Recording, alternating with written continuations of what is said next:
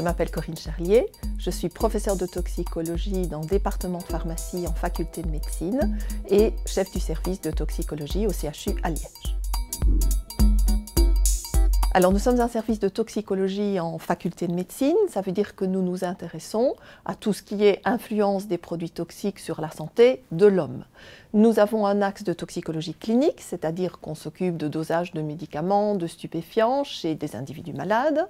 Un axe de toxicologie judiciaire, c'est la même chose pour la recherche des causes de la mort à la demande du médecin légiste ou du magistrat. Nous effectuons de la toxicologie industrielle, ça c'est l'étude de l'influence du poste de travail sur la santé des travailleurs, et puis de la toxicologie de l'environnement. Toxicologie de l'environnement, c'est se poser la question de l'influence des produits chimiques présents dans l'environnement sur la santé de la population générale. Écoutez, nous sommes en contact avec toute une série de produits chimiques, aussi bien dans les aliments que nous consommons, dans les objets que nous touchons, si nous portons ensuite les mains à la bouche comme les enfants après avoir touché quelque chose, à travers l'eau que nous buvons, même si elle est globalement assez bien contrôlée, et puis aussi bien entendu à travers l'air que nous respirons, puisqu'il y a des produits chimiques dans l'air.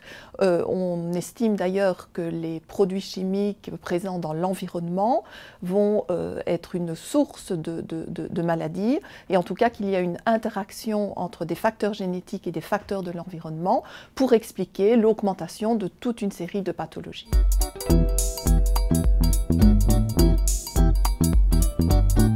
Écoutez, nous passons maintenant 80 à 90% de notre temps à l'intérieur, donc ça veut dire que la qualité de l'air intérieur est évidemment extrêmement importante.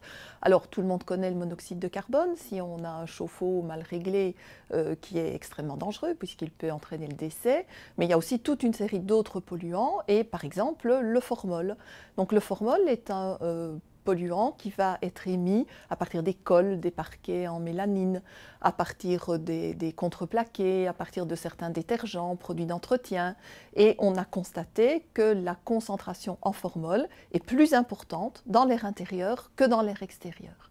Alors c'est un produit qui est irritant, qui peut entraîner des irritations du nez, de la gorge, des yeux, qui peut augmenter le nombre de pathologies asthmatiques. Et puis surtout, depuis 2004, on sait que c'est un produit qui est cancérogène. Donc il est extrêmement important d'éviter une exposition trop importante au formol.